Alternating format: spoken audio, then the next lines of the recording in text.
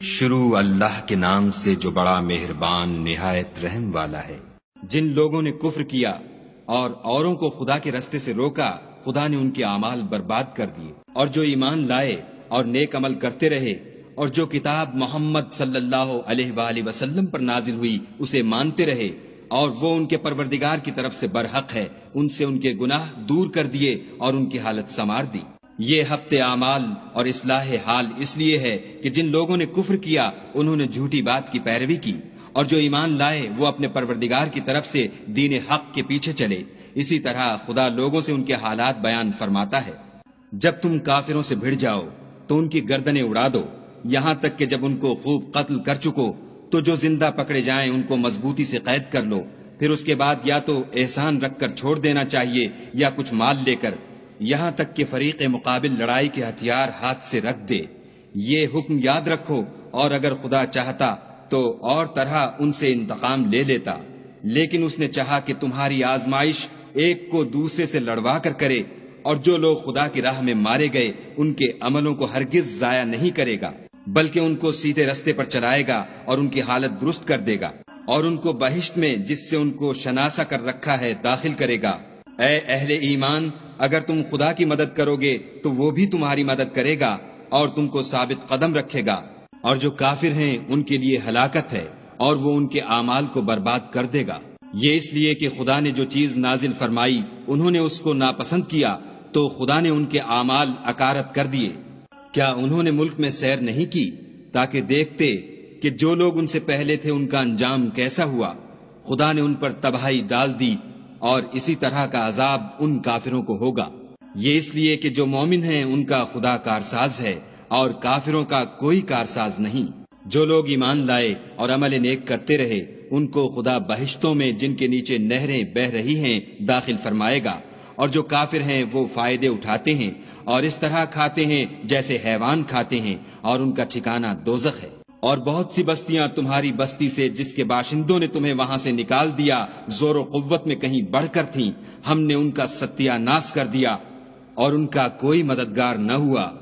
بھلا جو شخص اپنے پروردگار کی مہربانی سے کھلے رستے پر چل رہا ہو وہ ان کی طرح ہو سکتا ہے جن کے اعمال بد انہیں اچھے کر کے دکھائے جائیں اور جو اپنی خواہشوں کی پیروی کریں۔ جنت جس کا پرہیزگاروں سے وعدہ کیا جاتا ہے، اس کی صفت یہ ہے کہ اس میں پانی کی نہریں ہیں جو بو نہیں کرے گا، اور دودھ کی نہریں ہیں جس کا مزہ نہیں بدلے گا، اور شراب کی نہریں ہیں جو پینے والوں کے لیے سراسر لذت ہے، اور شہد مصفہ کی نہریں ہیں جو حلاوت ہی حلاوت ہے، اور وہاں ان کے لیے ہر قسم کے میوے ہیں، اور ان کے پروردگار کی طرف سے مغفرت ہے۔ کیا یہ پرہیزگار ان کی طرح ہو سکتے ہیں جو ہمیشہ دوزخ میں رہیں گے، اور جن کو کھولتا ہوا پانی پلایا جائے گا تو ان کی انتڑیوں کو کاٹ ڈالے گا؟ اور ان میں بعض ایسے بھی ہیں جو تمہاری طرف کان لگائے رہتے ہیں، یہاں تک کہ سب کچھ سنتے ہیں، لیکن جب تمہارے پاس سے نکل کر چلے جاتے ہیں تو جن لوگوں کو علم دین دیا گیا ہے ان سے کہتے ہیں کہ بھلا انہوں نے ابھی کیا کہا تھا؟ یہی لوگ ہیں جن کے دلوں پر خدا نے مہر لگا رکھی ہے اور وہ اپنی خواہشوں کے پیچھے چل رہے ہیں، اور جو لوگ ہدایت یافتہ ہیں ان کو وہ ہدایت مزید بخشتا ہے اور پرہیزگاری عنایت کرتا ہے۔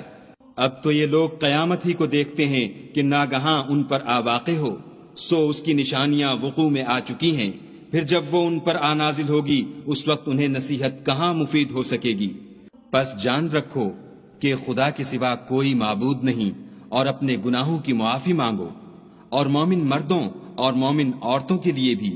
اور خدا تم لوگوں کے چلنے پھرنے اور ٹھہرنے سے واقف ہے۔ اور مومن لوگ کہتے ہیں کہ جہاد کی کوئی صورت کیوں نازل نہیں ہوتی، لیکن جب کوئی صاف معنوں کی صورت نازل ہو اور اس میں جہاد کا بیان ہو تو جن لوگوں کے دلوں میں نفاق کا مرض ہے تم ان کو دیکھو کہ تمہاری طرف اس طرح دیکھنے لگیں جس طرح کسی پر موت کی بے ہوشی طاری ہو رہی ہو، سو ان کے لیے خرابی ہے۔ خوب کام تو فرما برداری اور پسندیدہ بات کہنا ہے، پھر جب جہاد کی بات پختہ ہو گئی تو اگر یہ لوگ خدا سے سچے رہنا چاہتے تو ان کے لیے بہت اچھا ہوتا۔ اے منافقو، تم سے عجب نہیں کہ اگر تم حاکم ہو جاؤ تو ملک میں خرابی کرنے لگو اور اپنے رشتوں کو توڑ ڈالو۔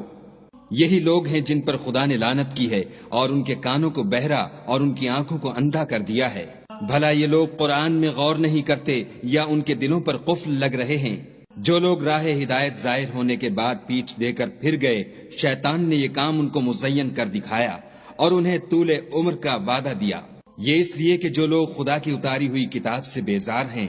یہ ان سے کہتے ہیں کہ بعض کاموں میں ہم تمہاری بات بھی مانیں گے اور خدا ان کے پوشیدہ مشوروں سے واقف ہے۔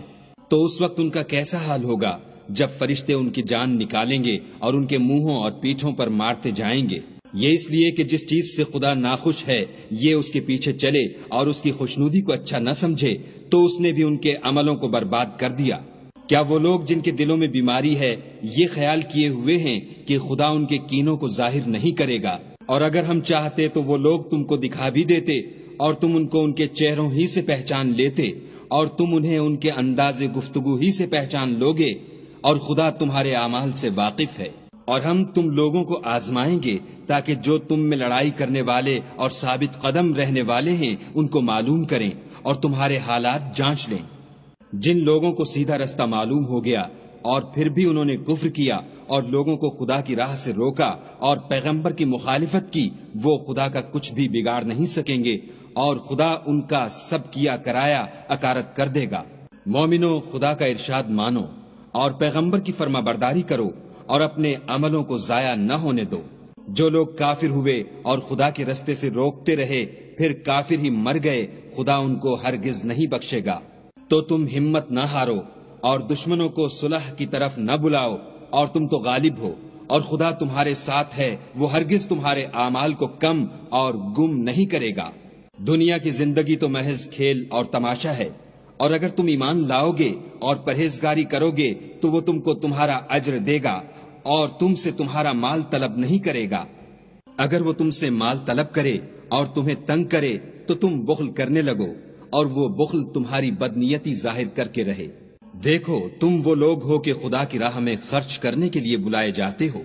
تو تم میں ایسے شخص بھی ہیں جو بخل کرنے لگتے ہیں، اور جو بخل کرتا ہے اپنے آپ سے بخل کرتا ہے، اور خدا بے نیاز ہے اور تم محتاج۔ اور اگر تم منہ پھیرو گے تو وہ تمہاری جگہ اور لوگوں کو لے آئے گا، اور وہ تمہاری طرح کے نہیں ہوں گے۔